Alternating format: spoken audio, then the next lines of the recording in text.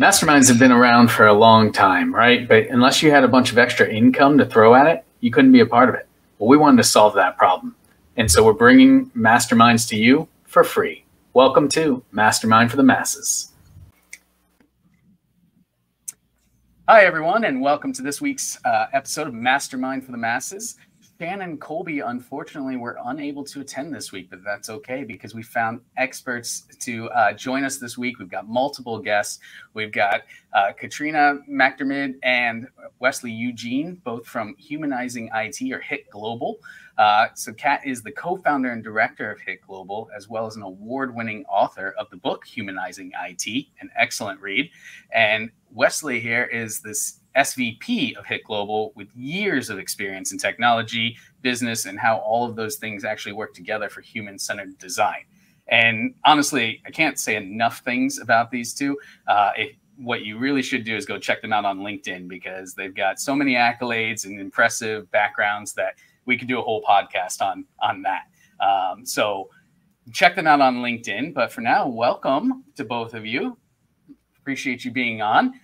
Kat, you want to start us off here and just kind of fill us in on where you are, what's going on with HIT and all of that? Great. Well, firstly, thanks so much for having us on the show. We're beyond privileged and proud to have the opportunity. So thank you. I guess I'll sort of start off with where I am. I'm in Denver at the moment, but the last 6 to 7 weeks, I've literally been on a world tour for Humanizing IT, and it started obviously in Sydney. That's where I'm from, Sydney, Australia. Went to London, presented there, then to Paris, back to London. Then where did I go? Washington. So I've been in Washington. I had the opportunity to present there as well. And then I arrived in Denver last night. So yeah, very literally, I feel a bit like, I don't know if your listeners remember ABBA. I remember them always traveling because you have literally just seen hotel rooms. Unfortunately, I don't really get out much when you do this type of work. But yeah, very.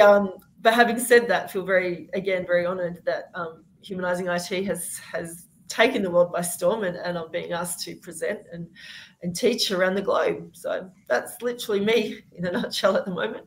Yeah, and we feel incredibly honored to have you on Mastermind for the Masses. I mean, and squeezing us in, right? With the world tour, got in last night and still woke up early to record with us. So I super appreciative. Wes, yeah, of course. Wes, how about you, sir? Yeah. So again, thanks for having us on the show, Josh. This is definitely a delight. I have not been on the world tour. I've been focused here in North America. I'm actually situated here in Atlanta, Georgia, and that said, you know, it is awesome to be here. Kat and I, the way I even got engaged with Kat and HIT Global is that I was formerly the CIO and partner at IDEO. It's a little known design firm that used to work with Steve Jobs back in the day and helped design the original Apple mouse. You might have heard of them, might not have heard of them. And all jokes aside, IDEO is the world's leading global design and innovation firm. If you ever study design thinking, you probably came across IDEO because IDEO is synonymous with design thinking, and you know the ability to serve as partner and CIO at IDEO was an amazing adventure. Met a lot of incredible people and actually got to get engaged in the work as well, which is awesome. And it was a really incredible moment to bring together my passion around human-centered IT service delivery. And the reason I even put that out there is because, to be honest, although I encountered design thinking before I actually did my stint at IDEO, design is really what gave me the language around the values I hold around the importance of people when we're thinking about technology. Prior to design, I would just talk about servant leadership. I would talk about different frames of like how to put people first when thinking about technology and the way we deliver technology around the world. But design definitely gave me a language and a framework. And as I started intentionally weaving these things together at IDEO in service of our digital transformation, Kat serendipitously reached out to me, and I saw that she... Leslie, that's not true. I stalked you. Oh, well, okay. I mean, yes, a little bit of LinkedIn stalking. LinkedIn, work on your features around managing who can stalk you and who cannot. But luckily for us, Kat broke through all my filters. No, I'm kidding. But you know, I do have like hundreds of service providers reach out to me on a regular basis, and the under 10% that I respond to because something about them resonates deeply with what I believe or what I want to do, or I look at it even as a learning opportunity, free consulting, right? Mm-hmm. And so Kat being a NITIL expert, award-winning author, weaving this book that really harnesses two things that I'm entirely passionate about, service management and human-centered design, I was just like, fantastic. I took that call, and Kat humored me. I was like, hey, she started talking about human-centered design, and I was like, hey, would you mind taking a look at my approach to digital transformation at IDEO? And I walked her through my framework that what I had done, and she said, I'm not going to try to imitate her brilliant Aussie accent, but she said something to the effect that, Wes, this is brilliant. You're one of the few CIOs that actually gets it. And then she asked me if I would mind accompanying her to a conference and maybe speaking for an hour, co-presenting with her. That became a 6-hour class. And mind you, Kat and I had never met but in person before. We meet up in Vegas and everything just clicks. The way Kat energizes a crowd, the way I deliver, it just worked. I really can't explain it. It's like the magic that happens when good people meet other good people and are passionate about people and technology. Magic happens. And so we had a brilliant, I think, presentation. What was the feedback on that one, Kat? Do you remember? That was amazing. And if I may, Josh, I'd only met Wes via Zoom, as you did in those days. Yeah. And I read this schedule wrong. I thought I was presenting for an hour. Had a full day boot camp on humanizing IT. At least that's the story you're sticking to, right? And you only thought it was an hour. And then, yeah, as Wes arrived in Las Vegas, and I was telling my friends, like, Wes could be a complete another fizzer. He could be terrible. It's true. We had the highest attended class at the conference. It was, I think, nearly 70 people. And normally we have 15, and we had 70. And I'm like, oh, my gosh. And Wes just blew it out of the ballpark. Amazing presenter and facilitator. So as Wes said, we just really, really clicked, and Wes forgave me for my huge faux pas. Well, it all worked out in the end, right? It's worked out, yeah. It was great. Friendships are formed over challenges and stories, right? And so here it is. Like, we looked at our material. We're like 24 hours from our presentation. We find some off the strip coffee shop with really great bagels, and we figured this thing out. So it was amazing. And that led the feedback and the audience participation and the excitement actually led to another request for us to do co-present later on in the year. Nice. And so this bond and relationship that Kat and I developed led to an opportunity as I decided to progress my career beyond IDEO, and Kat realized I was transitioning out of the organization. She was like, wait a second. So you're telling me that there's a chance, there's a shot that perhaps you have more capacity and you could work with myself and Mark Basham, who we haven't talked about a ton, but Mark's a titan in the industry, former CEO of Axos, and now co-founder of Hit Global. And they said to Wes, we'd love for you to come aboard and further the mission of Hit Global in the Americas. And so I jumped at the chance. That's amazing. And what I love about, the focus of human-centered design with technology specifically is technology has become a part of everything we do. Humans interact with it consistently and constantly, even if you don't want to, right?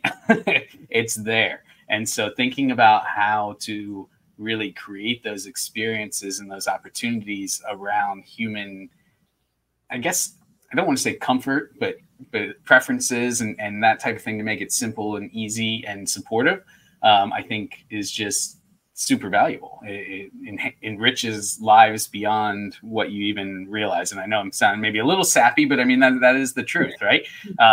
It's the reason you get iOS and Android updates, because they're trying to improve that experience that you have around it. So very, very cool what you all are doing at HIT and Humanizing IT. And I'm really excited to hear about whatever topic or idea or question you brought with you today. So I might start, if that's okay. Sure. Yeah. Yeah, great.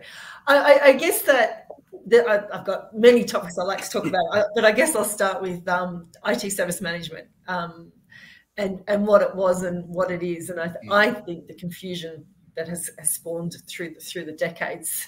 And I quite often say that IT service management was about managing IT services. So managing a network or an application or whatever. So it was managing an IT service.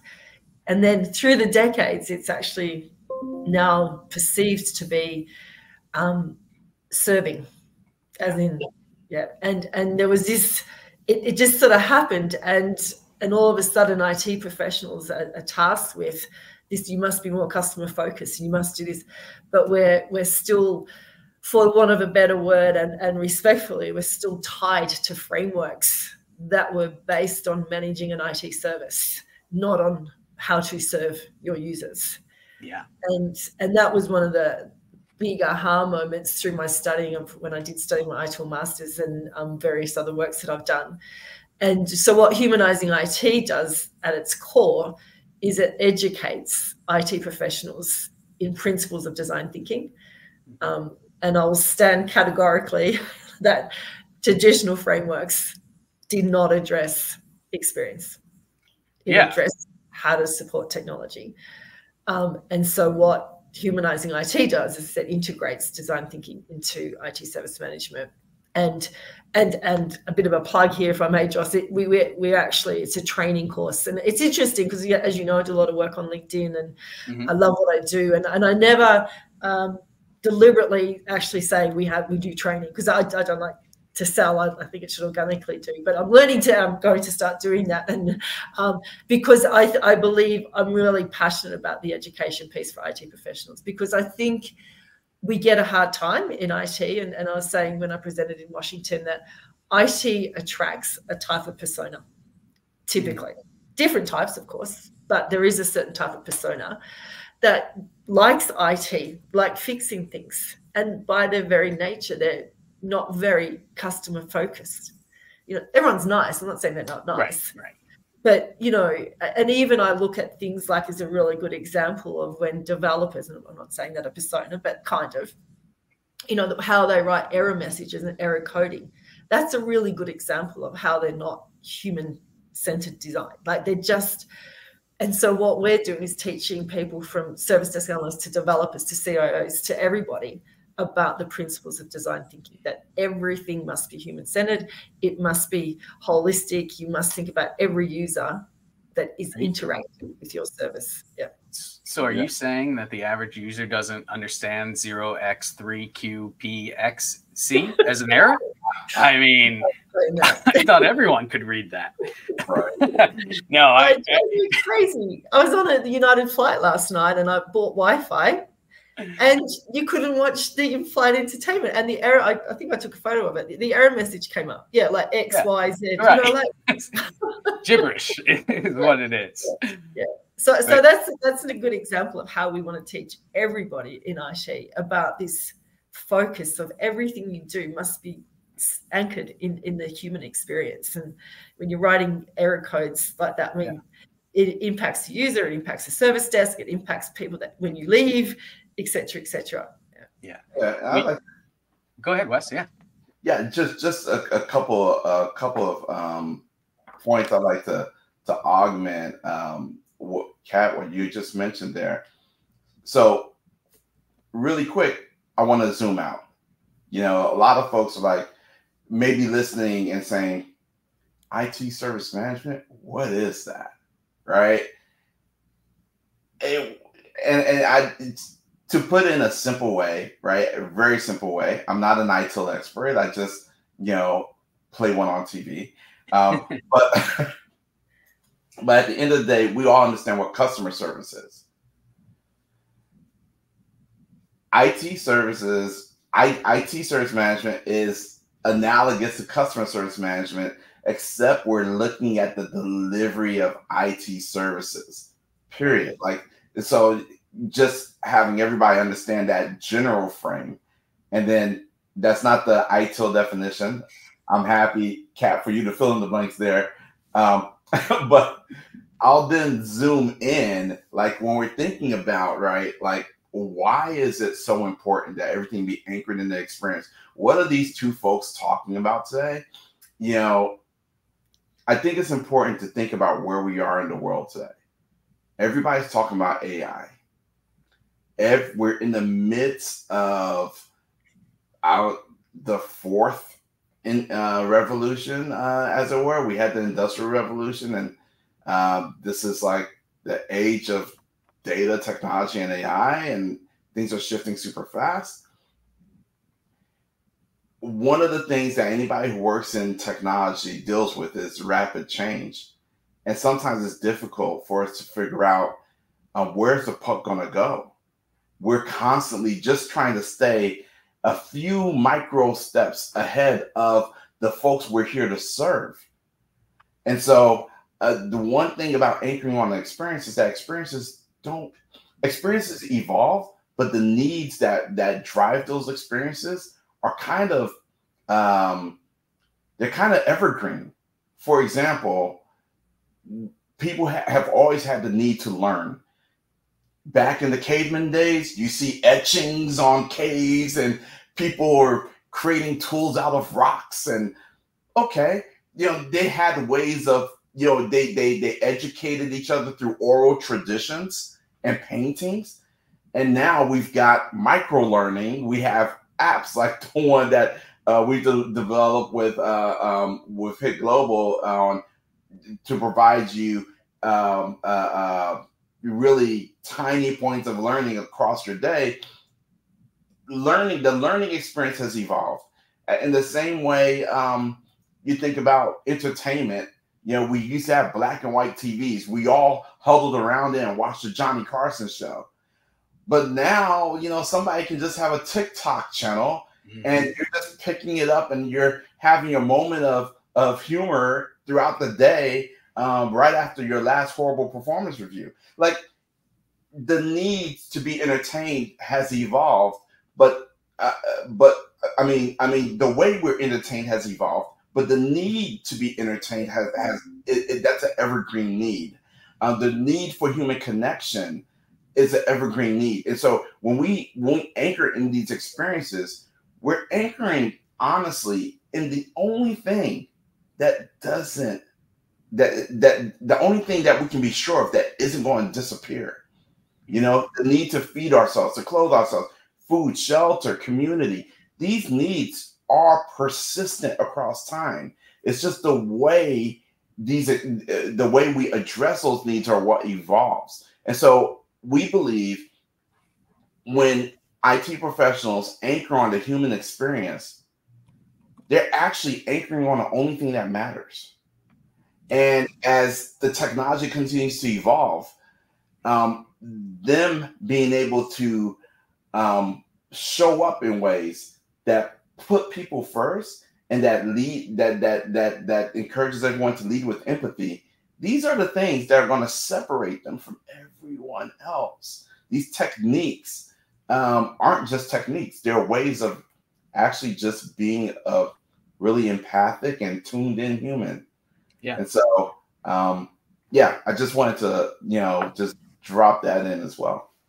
I'll give you a couple thoughts that came to my mind as you guys were explaining that, and thank you for breaking it down like that for the listeners here.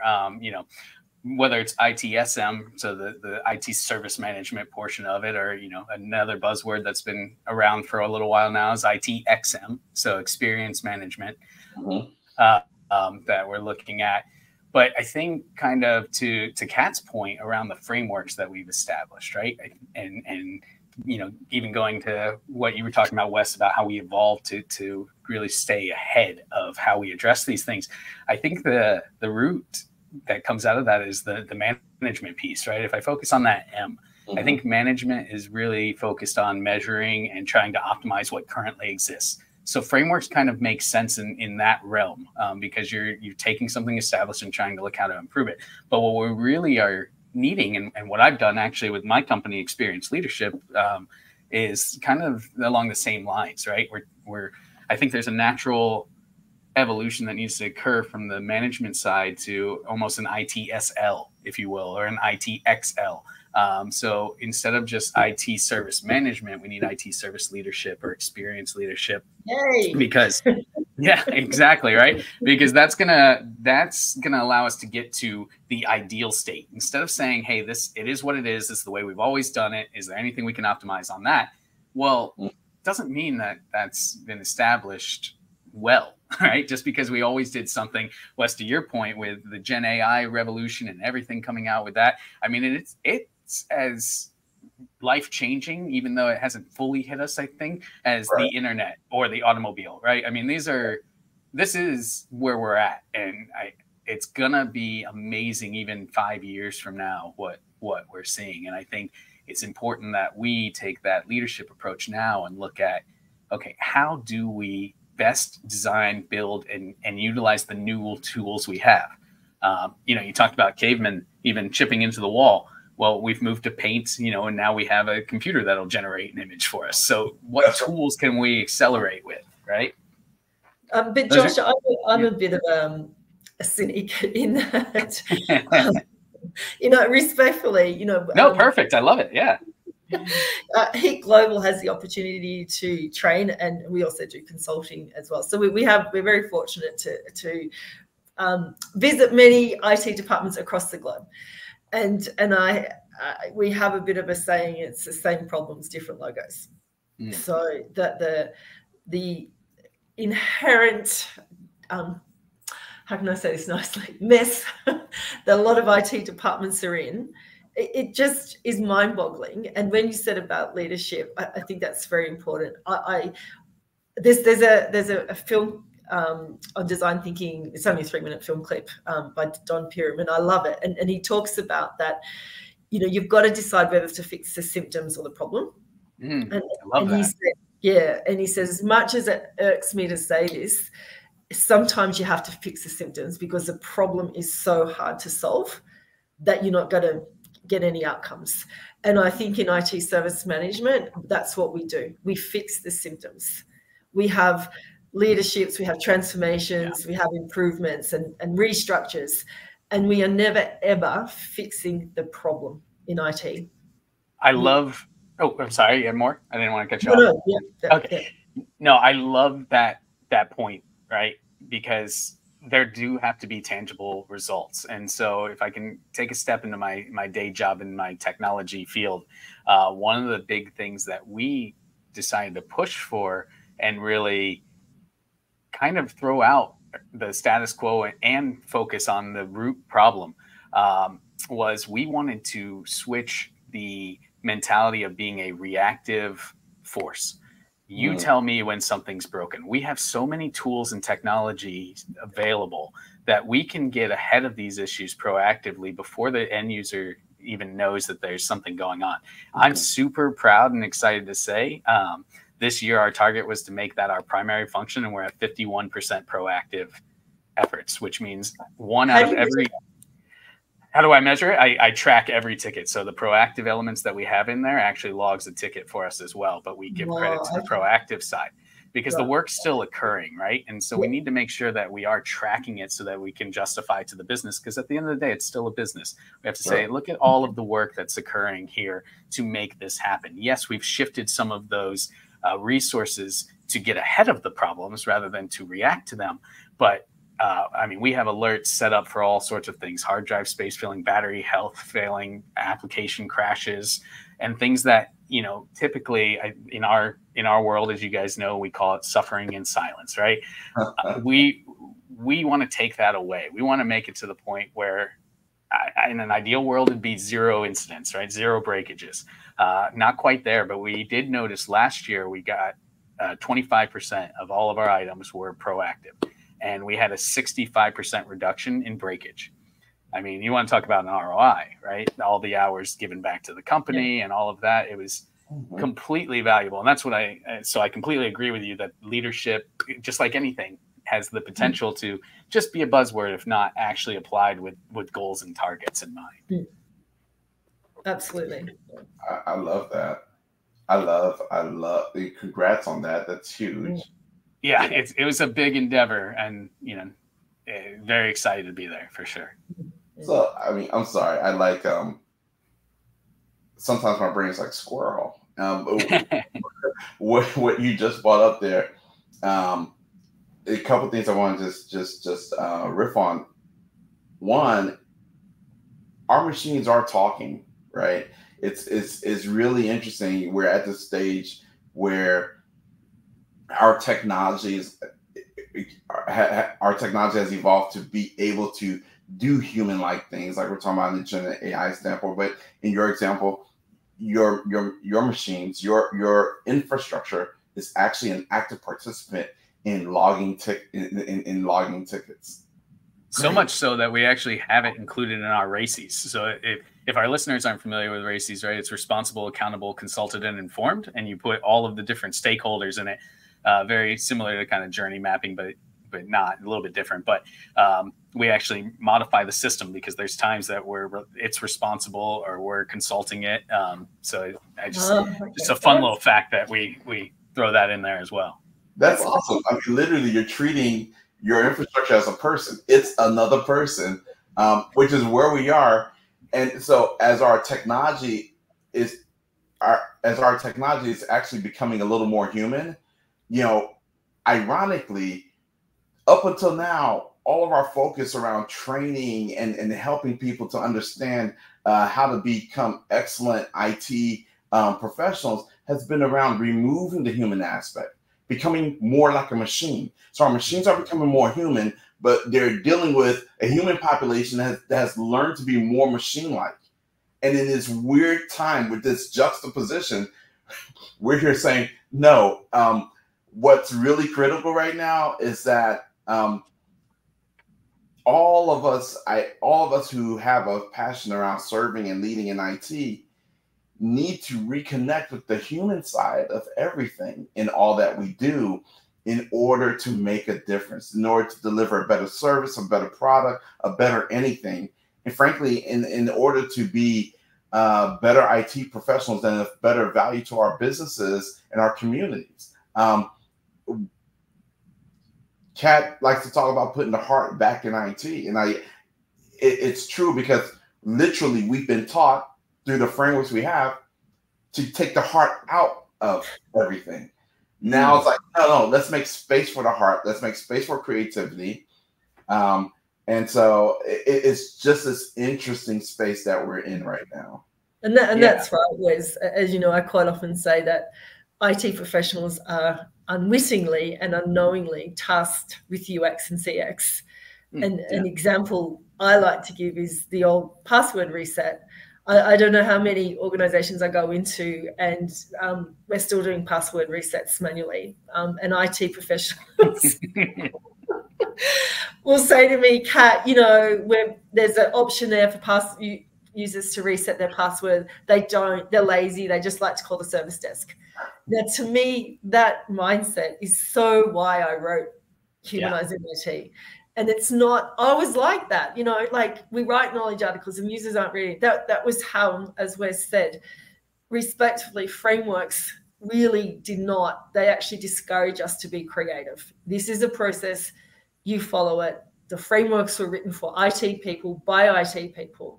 And so usually developers or whoever will do the interface for password reset. And, you know, as I said, does a user know the difference between change password and reset a password? What's their username? Is it their login? Is it their email address? And where is the link? Like a lot of users don't even know where the link is. Right. And that's a really good example of a UX and CX experience that, as I said, IT people just didn't really think about because we weren't taught about design thinking.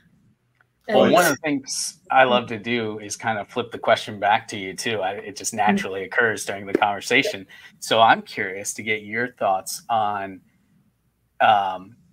self-service, because I'm a big advocate for only introducing self-service if it makes the humans, it's the preference of the person we're serving. So I won't put self-service on necessarily tons of things, but we do have this machine that you can slide mail through and it's kind of cool. It stamps it, right? And so that, because it's fun and cool and interesting, you know, I can allow folks to kind of self-service their stamping. And I know this is a little outside of IT, but I also oversee like logistics in our company. But what I'm not going to do is necessarily force them to pack their own stuff, right? If they need to ship like a larger item, because that's not really enhancing their experience. It's not fun for them. It's not better. And we do have a very big focus on that customer service side of things. So it's always that balance that I'm trying to strike of how do we really create opportunities for someone to take care of themselves if they want it, but then also provide support if they feel like they need it. And so that's why I'm also a big advocate for, and we did a podcast on this maybe a couple months ago now on omni-channel, right? We want to meet people where they are. It's the same reason I push laptops over desktops, because I want to take technology to people rather than make people come to technology. So in my mindset, that's kind of how I treat self-service, is looking at what's the end impact for the person that has to partake in it. But I'm curious, you know, since this is your day job here, right? How do you guys approach that when it comes to design thinking? I've got lots to say, but I'll let Wes go first. You had a bit of a chuckle. I did have a bit of a chuckle there because I've got a couple self-service stories that I'll share. So the first self-service story that I'll share is back. This is I was responsible for service management, service delivery, among several other functions at the company I was at prior to IDEO.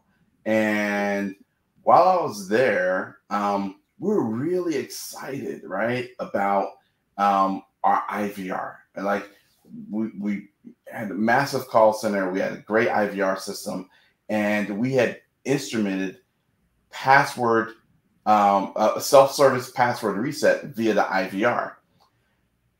Really proud. We deployed it. We made a lot of noise about it, announced it to everyone. We weren't seeing our ticket numbers for password reset actually reduced, though. And so it was a little bit of a mystery to us. And I had a lot of business travel to do. So there was a period that I had a conference to go to, and a few other is like Kat, I was doing a multi-city kind of deal. And even though I was VP of IT strategy and process innovation at the time and was responsible for the service desk as well. I allowed my password to expire because I'm a human. I do these things, even though I'm in IT. So my password expired. But I mean, I'm traveling, and you can just imagine, like, we had a major incident happening. So it was really important for me to get dialed into the systems. I'm hopping out of an Uber and I'm trying to reset my password. And I decide, you know what? I'm gonna be a regular human here, a regular consumer of our services. I'm going to use our world famous self-service password reset through the IVR system. Utter disaster. 15 minutes of frustration later, I just called my head of my manager of ITSM. And I was like, I'm traveling, just fix it. Just fix it. And of course, it was fixed in like 2 minutes. And it was just one of those things where the point you're making around how do you think about self-service? If self-service, if you're requiring self-service and making the assumption that self-service is always the best thing for your consumers, that's not really thoughtful. It's wrong. We can call it. It's wrong. It's wrong. It's wrong. And I made that mistake. I actually disagree. But let's. Oh, really? Okay. No, this is great. My thought is that what you explained, Josh, is elevating the human experience so that the human is the experience of that person is the pinnacle of how we're thinking about how things work, right? And the one other thing I wanted to share, I'm really interested to get your take at, is a couple of years ago I bought a car through Carvana. I did it completely from my computer, and I was on the phone for 2 hours. That might sound like a long time, but I got to know the rep so well that at the end of the call, we just felt like friends. I wasn't in a rush to get off the phone, and there were things that I could do to speed the process along. And there are things that she'll say, you can do this or I can do it. And so we constantly had this interesting exchange where it's like, yeah, no, let me do that part. I'll just take care of this as we're talking about whatever's happening in our lives, whose dogs are chasing rabbits or whatever. Like, and then she would seamlessly, we just swap. And she would say, yeah, you know what? It'll be quicker for me to take care of this for you. And she'd take care of it. Or here's some options. Think about this. And so it was really more of a dance. She was providing a car buying service, but it was so a la carte, and time didn't matter to her. And that is, for me, like one of the most brilliant examples of self-service that I've engaged in, where it was self-service, but it wasn't only self-service. She was servicing what was being prioritized was my experience, and my experience was brilliant. I got the car. I had one signature to drop when I received the car in my driveway. The experience was brilliant. So anyway, Kat, over to you. Yeah, I want to hear Kat's too. I love that, actually, because what leads into that is because she was probably going to earn a big commission. So, and in IT, we're not motivated by that, and which leads into why with self-service, my view on it is that we say we want to provide great service and everything, but what I'm trying to say is it costs money to provide a good service or great service. It does. And in IT, the CFO or whatever, we don't have that money. And I often use the example that you can fly a premium airline, or you can fly a low cost. Both do the same things, get you there safely, but it's a different experience. And as a consumer, you decide that and you have your expectations set. And so in IT, we don't have money to create a great experience. Very rarely do I see that. And so what we have to do is work with that constraint. And, you know, there's a term, there's many things, but, you know, called dark design, where we actually are leading people to that self-service, because it's, I know. I said, I told you I was a cynic, Josh. I told you. No, I love it. You know, and that is the beauty of this mastermind every week, is we get different viewpoints, different thoughts, because you're, you know, I like to think that all of us leave a little bit stronger than we were, right? Because hearing your perspective, hearing Wes's perspective, and then kind of reflecting on that with my own, it allows me to take it to the next level of service, because you're right, financial is a constraint that we have to work with, so it has to be thought of.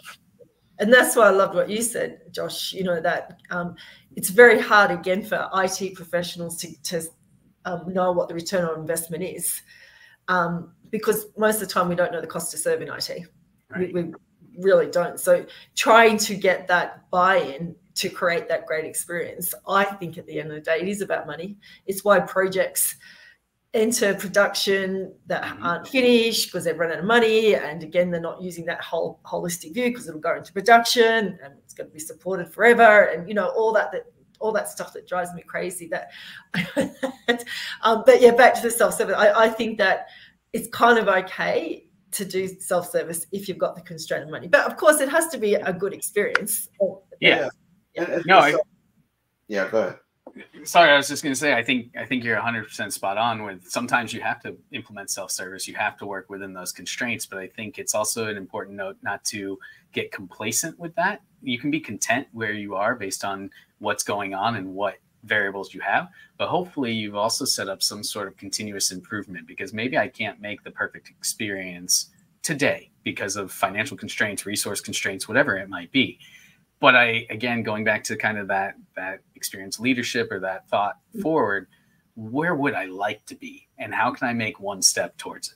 I may not be able to jump, but I can walk towards it. And at the end of the day, any effort I put in is going to yield better results than me not trying.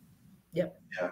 And, you know, when I think about the experience leadership point, and I love the point you're landing here, Kat, because, yeah, I mentioned this a little bit earlier, but one of the disciplines that I learned and started making a lot of use of is a discipline called technology business management, which is basically an evolution of service costing, to keep it simple.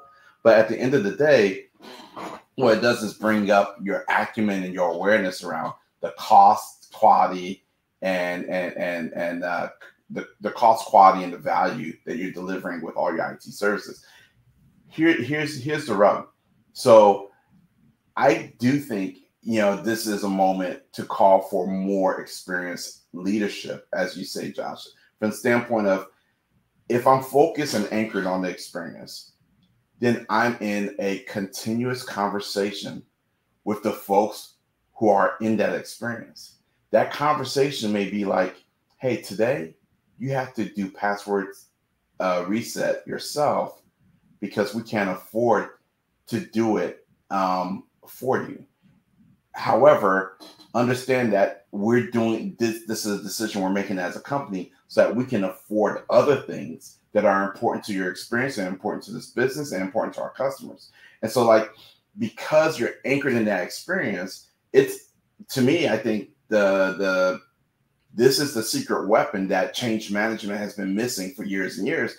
It's staying anchored in that experience, staying in that continuous conversation, so that you're building buy-in continuously, and you're having proactive conversations with all your stakeholders around, here's what's going to change. This is how the experience will be delivered this year because of these constraints. And so you can actually, my theory of the case is that human beings are not inherently evil, that we're inherently kind of good, or we aspire to be better every day, and that we aspire to be reasonable. If you give folks a reasonable justification for why an experience will be this way instead of that way, most times they'll get on board. most times there won't be the legendary Karen that'll be like, no, I demand X, right? Like most times, like they would just get on board and try to do what's in the best interest of that community, that business, that group, that team. And so I really like that. You know, I really think that's key in the conversation. I think you nailed it. You know, with kind of talking about the importance of keeping that communication or that conversation going. I think probably the single biggest mistake that any professional could make, including an IT one, is assuming that they know what's best without actually talking with the person they're implementing a change upon. Right? We can make assumptions all day long about what we think they need. Exactly. Yeah. But the problem we're solving, if it's not actually solving a problem, there's no value to it, right? And that's how the perception is.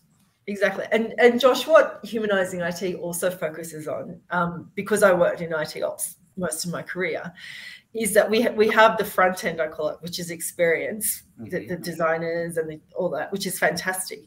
But what they don't respectfully really understand at the core of IT service management is the complexity. Okay. And that complexity is a carry on to that experience. And what I'm trying to get at is that, you know, we still very rarely have a CMDB.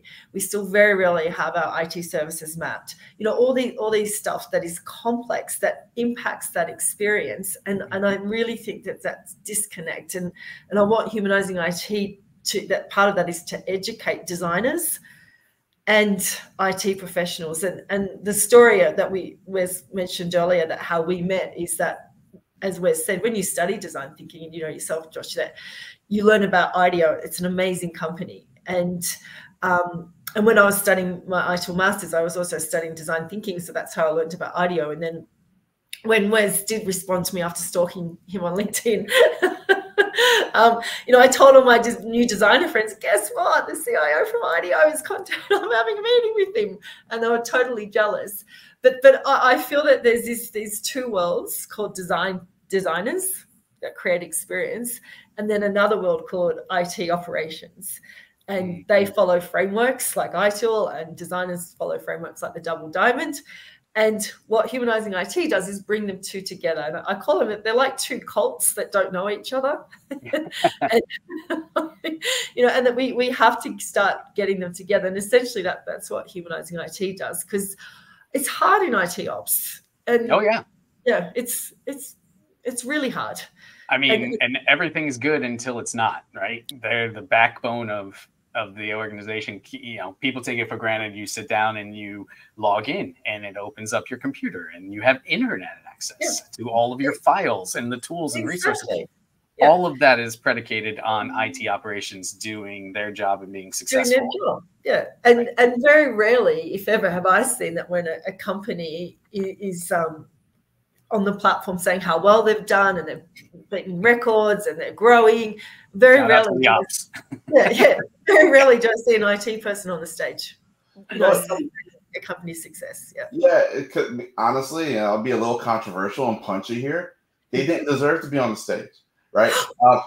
The reason why I say that is because, I mean, I know I'm guilty of this in my past, okay? And I know all of us have committed these IT sins, but I want to go ahead and speak on it a little bit. You get in front of a town hall for the entire company, and you're talking about how great your metrics have been.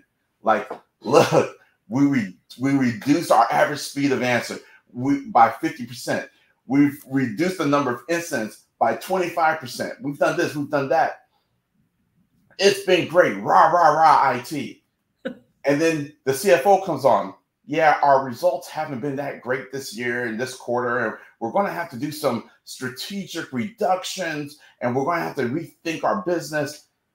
IT historically has been tenured, completely disconnected from the business. They're not connecting they're not talking about their service delivery in context of the broader business, right?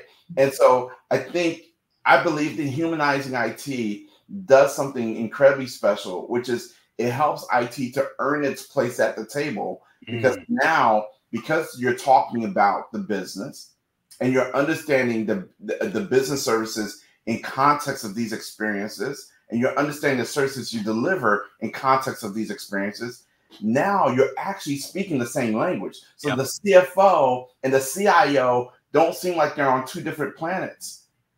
Like the CIO can say, yeah, because we've had some retraction in the marketplace, we now are putting password self-service forward as a must-do for everyone, because it's going to help us reduce our operational expenses and help the company continue to move forward. There needs to be this business context, right? When we understand the experiences in which we're operating, there needs to be that business context and that language. And otherwise, why are you at the table? You don't deserve the mic. Sit down. You're no better than any random service provider externally that we might be using. Have that context. Yeah, that strategic business alignment is how you get the CFO on your side to invest additional funds so that you can start to make those changes that we talked about earlier. That's very true, and you're right, because we say that in the book as well. Is that don't say you've had less call handling time and less percentage of incidents over last month. What we should say, I worked at Qantas for many years. We started reporting that there was no flight delays because of IT. That's the sort of metric. Right. Yeah. The fuel was able to be optimized because of the IT systems by X amount. That's what the business wants to hear. Yes. Right. The business impact. Correct. Sure. Yeah. Well, this has been a fantastic conversation around just human-centered design and everything that goes into a lot. Well, not everything that goes into it, because we'd have to be on here for probably months. But I think we did a pretty good job covering it in about 50 minutes. But one of the things we always do, too, is kind of wrap things up with a final thought. So, Wes, if you're brave enough, I'll throw it to you first to kick us off on final thoughts around kind of what we talked about today and anything that maybe you didn't quite get in that you want to cover. Sure. So what I'll say is this, right? The one thing that, especially since the pandemic, I think is clear to all of us, is the only constant is change. It is the only constant right now. And we're all looking for an anchor. Like, how do we adjust? How do we manage? How do we navigate through constant waves of change that are coming at us, especially within IT? How do we do it? How do we keep up? Seems impossible. And I'll offer that